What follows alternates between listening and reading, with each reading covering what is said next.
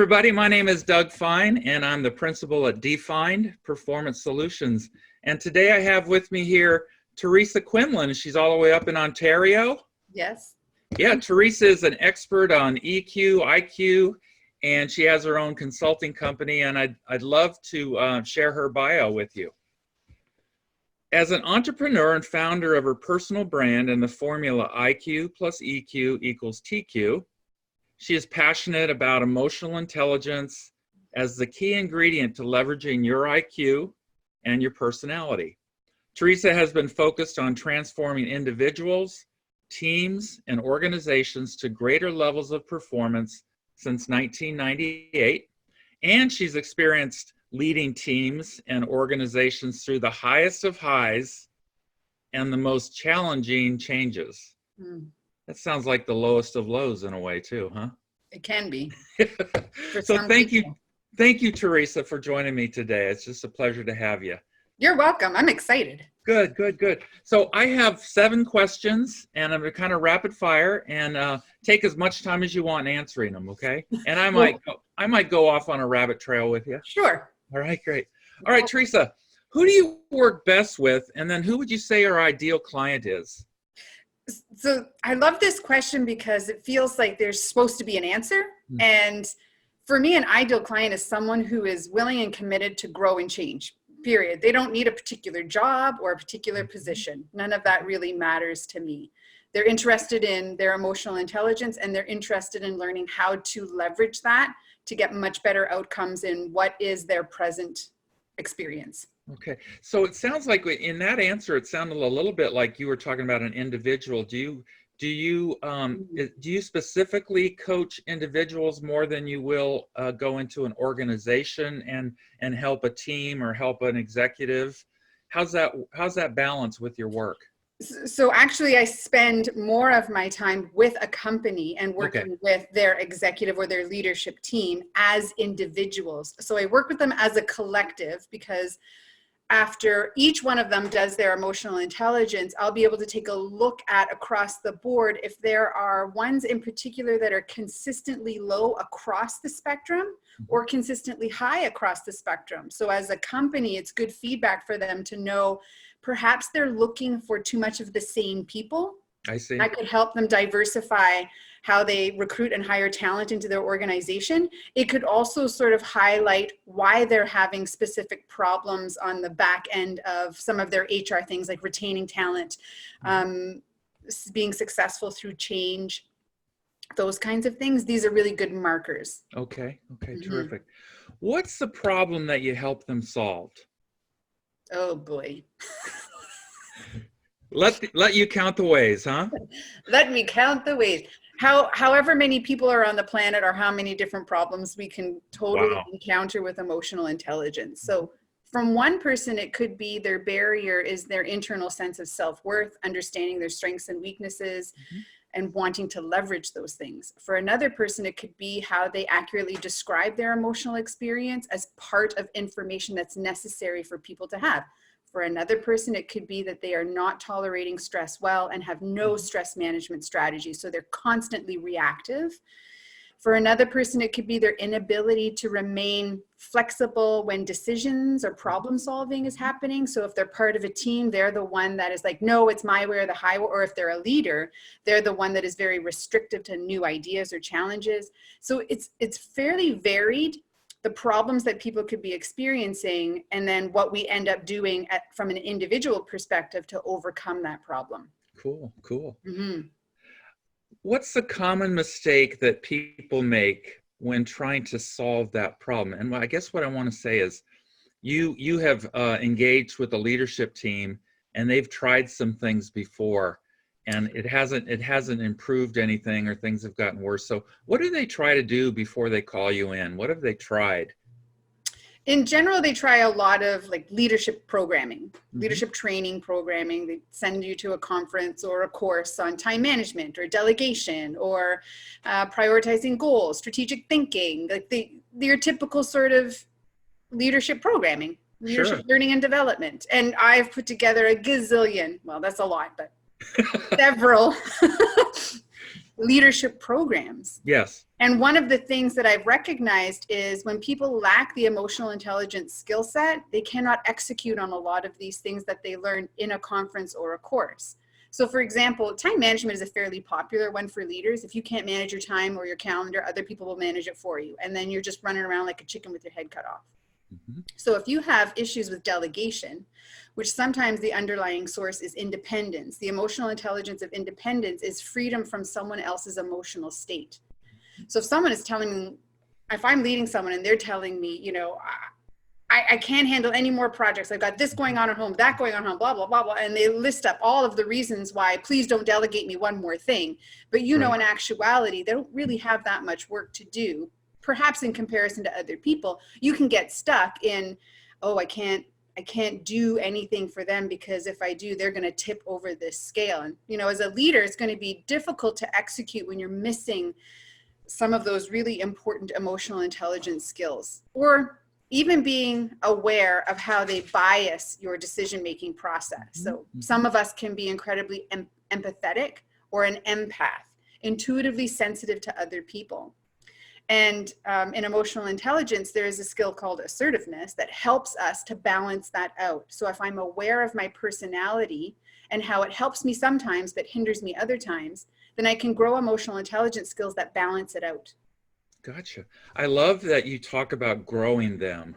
It makes the assumption to me anyway, what I'm hearing, it makes me feel good that people aren't just stuck forever with this level of, for better or worse, of what we are. We can grow in our emotional intelligence, which is awesome to hear. And maybe we could talk a little bit more about that in the long form. Sure. So what is something that the audience can implement today that would make a difference? The very first thing with emotional intelligence, the foundation of it is usually self-awareness. Mm-hmm. However, sometimes our perspective is a little skewed. So asking those people that are closest to us, that we know have our best intentions in their heart. So we know that when they provide us with feedback, they won't do it because they're trying to hurt us. They're doing it because they're trying to help us. Mm-hmm. If we ask them to be able to give us feedback of how we operate when we're under stress, how we operate when, you know, an idea changes, give them a specific scenario you want their feedback on. How do I behave when, and then insert whenever you want to know. That individual will help you to see yourself from someone else's perspective. And being able to take that information and really mull it around, consider from their perspective, can I see it? Mm-hmm. Can I see how that behavior might rub people the wrong way, might look like I can't handle stress? If I can start to see it from other people, then I can start to grow my awareness of how my emotions are influencing my behavior. And once I start to recognize that, then I can start doing something about it. Okay, so you would say then that something that they can implement, we can implement today, is asking that question of a trusted friend, person that's close to us. Mm-hmm. Cool. Family member, manager, peer. Wow, wow. Yeah. It takes a little bit of bravery. Well, that's what I was just going to say. That is why you ask people you know for sure have your best interest at heart. Yeah, yeah. Mm-hmm. From all your experience, now this is a hard question, what's the most valuable free tip you could give? And you might have just said it, and I might have to redo these questions, but do you have a free tip that you could give our audience? I do. A lot of people get stuck in the words emotional intelligence because the word emotion is in there. And so this kind of produces a barrier sensation, or sometimes, you know, the crossed arms or the furrowed eyebrows, that skepticism of, does this mean I'm going to have to be like emotional in the workplace? So the free tip is how we label the word emotion. Okay. And we have to stop labeling it as good or bad. Emotion doesn't mean crying. Emotion means all of the emotions under the rainbow. So it could be anger or fear, surprise, happy, sadness, disgust, and any combination of those core emotions means emotional. Mm-hmm. It doesn't mean that we are more sensitive. It doesn't mean that we are less of something. It really just means understanding your emotions so that you can use that information much more effectively to impact stronger relationships, to help with your decision making, to manage your stress, to keep track of the negative narrative inside your head. Like, that's what it's all about. So my free tip is perhaps around, let's stop labeling what the word emotion means and really think more broadly on the topic. Yeah, beautiful, beautiful. So how can people learn more about Teresa Quinlan, about you and your work? And do you have any free resources that you could give if they were to contact? Oh, yes. So fire away with that. I have a lot of stuff on my website, www.IQ+EQ TQ.com. Mm-hmm. So I write articles and lots of videos. My YouTube page is just named Teresa Quinlan. Every video ever made on emotional intelligence is up there. And by now, that's since March, Monday through Friday, 5 videos a week, every week. That's a lot of videos.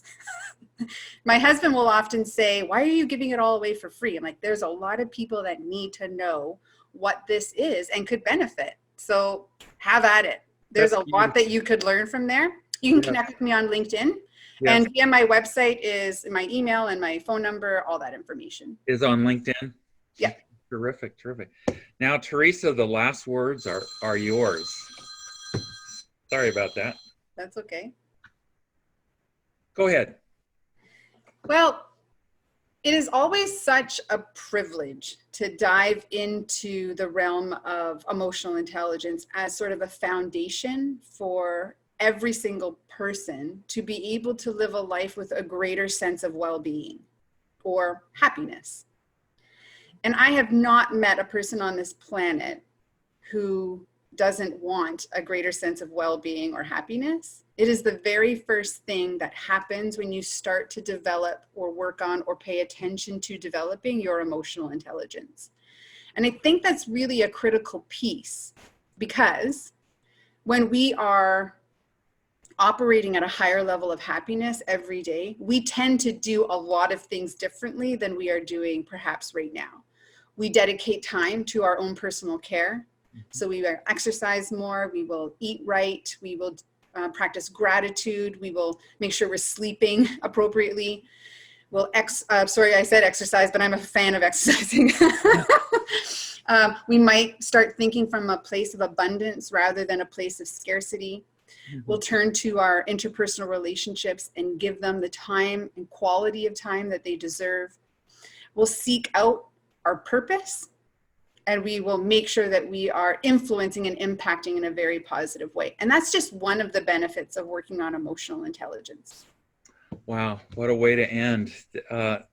Teresa, you've just been so delightful to hear and get a little bit of information about what you do and what motivates you. And I know this is going to be a really enjoyable podcast, webcast for people to learn from. And to go to your website and to learn more, and go to your YouTube channel and see what you're doing and putting out so generously to the world. So thank you for your time today. And you're welcome. I hope someday we get a chance to meet face to face, but this is a super way to do it though too, isn't it? It is, yeah. Thank you again, and we'll see you down the road.